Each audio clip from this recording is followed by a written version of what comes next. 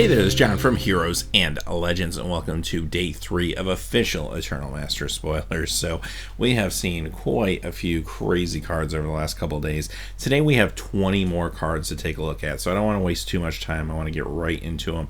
Before we get started, just want to mention though, this isn't going to be your normal spoiler season type review because these are all reprints. We kind of know what these cards do.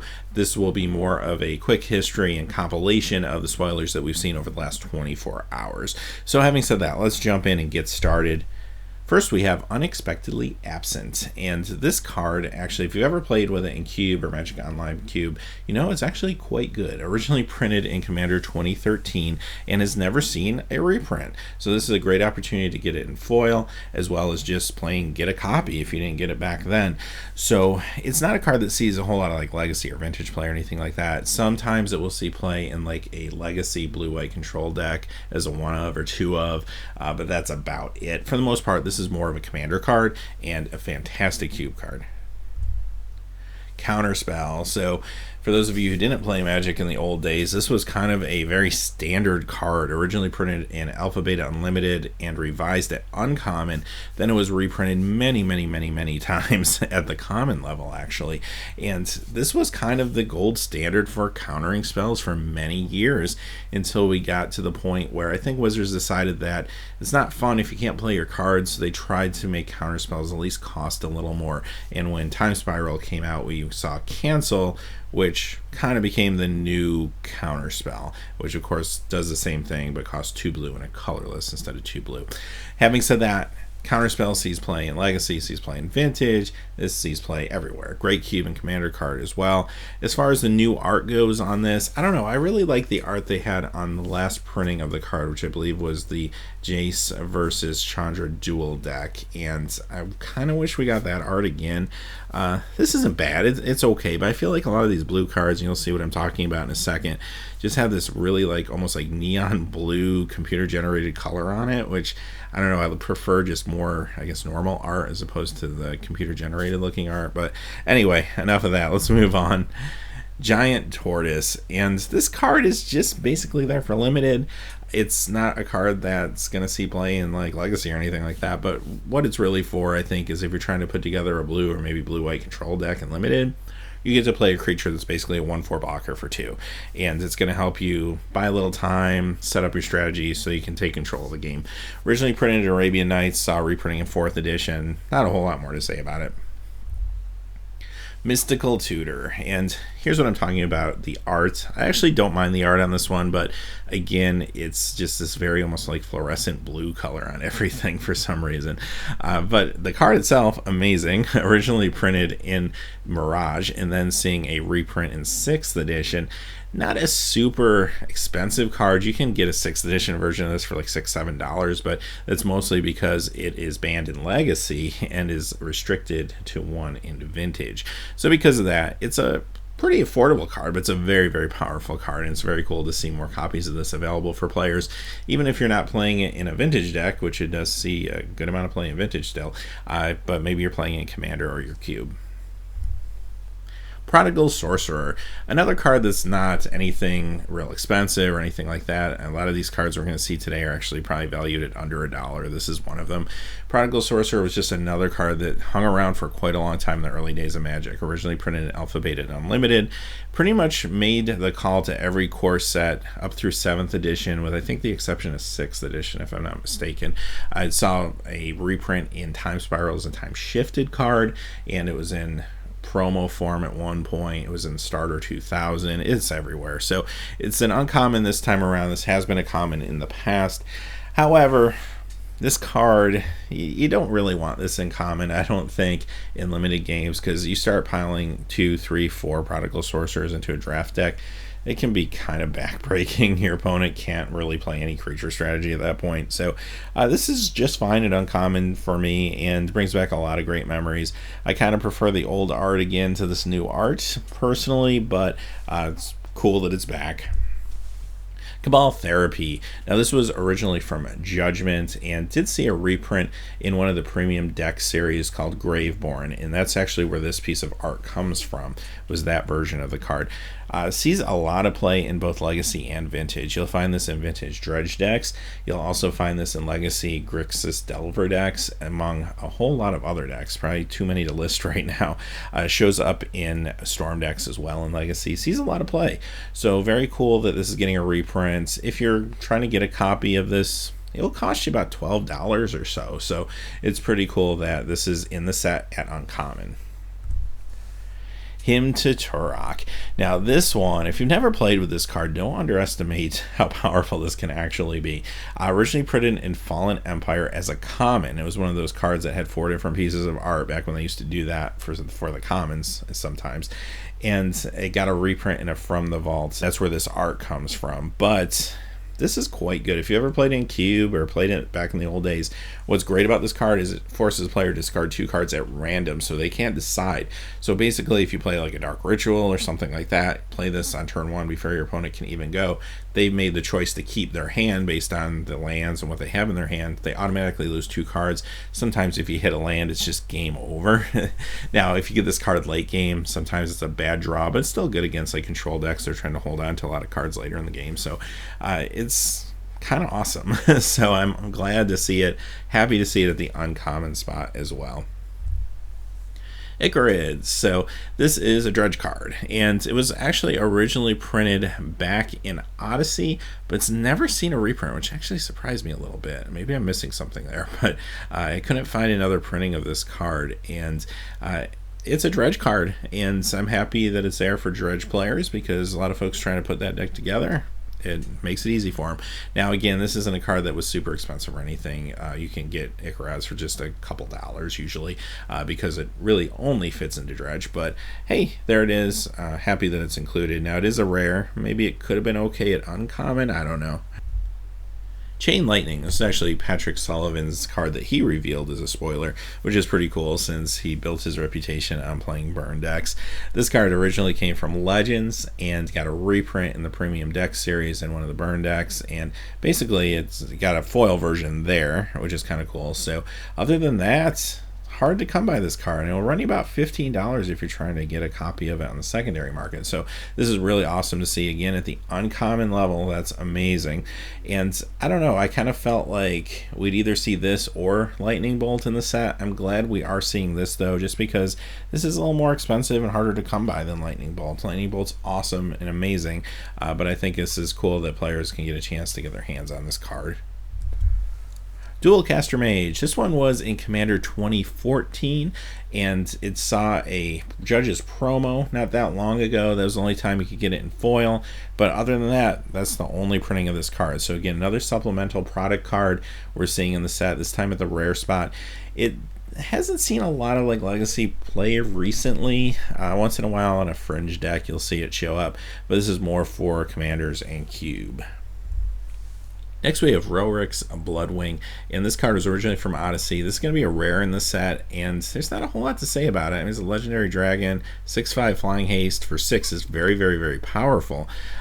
But the card itself, you can get these for under $1, so nothing super exciting on a value front here. But at the same time, I get it. This is probably going to be a high-end card for red to maybe put at the end of their burn deck as a win condition, something like that. So it's going to serve its purpose in limited. A little bit sad maybe that it's taking a rare spot, but you really couldn't have this type of thing at uncommon. It's just too big.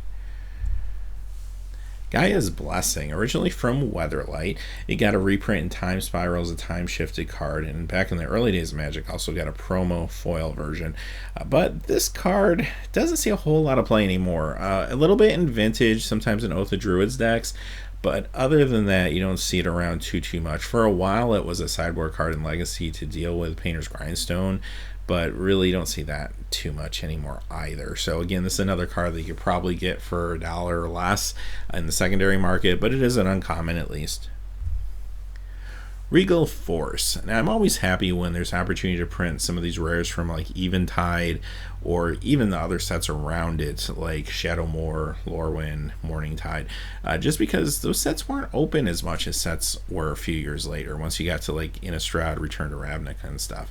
So players, especially Commander players, a lot of times are looking for cards from those sets. This is a perfect example of a $15 Eventide card that really fits into Commander. I have seen this actually played in Modern once or twice, believe it or not, so I guess it does have some other purposes, but yeah, definitely a good commander card. And I think what this will do in the limited scene here is it's going to be a nice engine if you're drafting the elf deck. Next we have Werebear, and kind of sad for me that they changed the flavor text. Anyone who remembers the original one from Odyssey, it said something along the lines of he exercises his right to bear arms. Bear arms, yeah, there you go.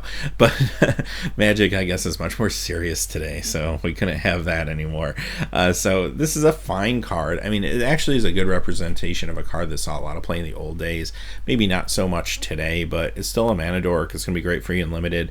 And every once in a while, it shows up in some rogue like Zoo deck and Legacy, just because you can get a chance to get a mana dork early, and once you get stuff in your graveyard and you get Threshold later in the game, then you got a 4/4 ground pounder too. So it's a great card, don't get me wrong, and I'm happy to see it at common. Balfeful Strix. Now, this does see a fair amount of Legacy play. Sees play in the Shardless Bug decks as well as Grixis Delver right now.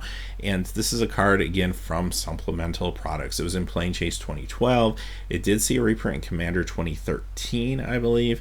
But that's it. Those are your only chances to get this card. So you never had a chance to get it in foil until now, which is pretty awesome. And it's a rare. And this maybe would have felt a little better to me at Uncommon, just from a value point of view. But I kind of also get to a 1/1 Flying Death Touch for 2 at Uncommon would get real annoying real fast if that kept popping up, even though it does cost 2 different colors of mana. So yeah, it is what it is. It's at rare. Okay, I'll take it. I'm just really happy to see it reprinted. Speaking of Shardless Bug, here's the key card to that deck, Sharlas Agent. And if you're not familiar with this card, this, of course, what we're looking at is a Japanese language speller card, but this was originally printed in Plane Chase 2012, and we recently saw a Judge's promo of this as well. Other than that, that's it for printing of this card, and this card can run you a little bit. It's about an $18, $20 card right now, so this is a much needed reprint. Now, here it is at the rare spot. Again, you could argue that this probably would have felt better to me at Uncommon. Now, granted, I don't know what the limited environment's like. We haven't seen that many of the cards yet, but I feel like it would have been nice to see this at Uncommon. But okay, at least we get it. It's here at rare. And on a side note, Plane Chase 2012, we've seen a couple cards from there today. We have another one coming up in just a moment. But those cards are also going to be reprinted this November in the Plane Chase anthologies, which is kind of interesting. Vindicate. This one is a big deal for me. I always really liked this card. It was originally printed in Apocalypse, and it had a couple of Judges promos over the years, and that's it. So if you wanted to get your hands on a Vindicate, it wasn't super expensive. I mean, you could probably get one in recent years for $7-8. It actually used to be worth a lot more than that, but it's come down quite a bit. It's seeing less play in Legacy recently, although it still sees some play. But this is another great card for Commander as well as cubes. Maelstrom Wanderer. So here's another Plane Chase 2012 card, and this actually saw a reprint in the Commander's Arsenal product as well. And the Commander's Arsenal was the only place you could get it in foil until now. Now this is also a Mythic, and even though this card isn't quite as expensive as some of the other crazy Mythics that we've seen recently, this is still a fantastic card for Commander players, and I'm glad it's there for Commander. You get this 7/5 haste creature that also gives everything else haste. You get the double cascade off it. If you can ramp into it, it's a huge play in Commander. So happy to see it. I know some people want to see, I don't know, another huge card at the Mythic level, but I think this is very fair considering there's such a following behind this card in certain communities like Commander. Ashnod's Altar. This card actually pulls at my heartstrings a little bit. This card in the old days used to be a lot of fun, and makes me wonder if there's going to be some cool cards to combo with that we haven't seen yet. For example, Enduring Renewal, or perhaps Ornithopter or something like that. Basically, there was a deck many years ago called Fruity Pebbles that you could take a card like Enduring Renewal and Ornithopter in this card and basically get endless mana, so you can cast a Fireball or whatever and just destroy everything you want to destroy. So having said that, though, I mean, this is uncommon. This isn't a card that costs a lot or anything. You can probably get these for under $1 pretty easily, but I'm looking forward to see what role this is going to play in Limited. It's very strong. It's very powerful, good for cubes and good for Commander as well. And our last card of the day is Nevinyrral's Disc. So speaking of kind of old days of Magic, it's one of the original cards from Alpha Beta Unlimited. It saw a lot of printings in early core sets up through, I think, 5th edition, and then it kind of disappeared. It did come out in a From the Vault at one point, and this is the art that it had from the Vault. Again, not a very expensive card, doesn't see a whole lot of play other than in Commander or Cubes. But again, it makes me wonder as far as a combo in Limited, if this card maybe will play really well with a card like Oubliette. Now, we haven't seen Oubliette spoils yet, but I really hope we see it because it's a huge popper card. This combos incredibly well with Oubliette and cards like Cabal Ghoul, for example, so I kind of wonder if we'll see something like that. So I guess we'll find out over the next couple days. And hey, those are the cards for today. So we made it through all 20. We'll be back tomorrow. Anything else that's spoiled over the evening and into the course of tomorrow morning and early afternoon, we'll cover. And then, like I said, I'm not sure exactly what Wizards is doing on Friday, but my assumption is we're going to get the full set. And as long as that's the case, we'll start our full set review. If we just get more spoilers, we'll just do another spoiler video. So having said that, hey, thanks for watching. Please remember to like and subscribe, and have a great day. Hey, thanks as always for watching. This video, like all my videos, was made possible by the generous support of viewers like you on Patreon. Even a donation of $1 helps me to keep growing this community and creating better quality videos for all of you. Check out our Patreon page for exclusive giveaways and future goals for the channel. If you haven't had a chance yet to subscribe, hit that subscribe button so you don't miss any of the MTG news, spoilers, set reviews, product openings, or finance videos on Heroes and Legends. Talk to you again soon, and have a good day.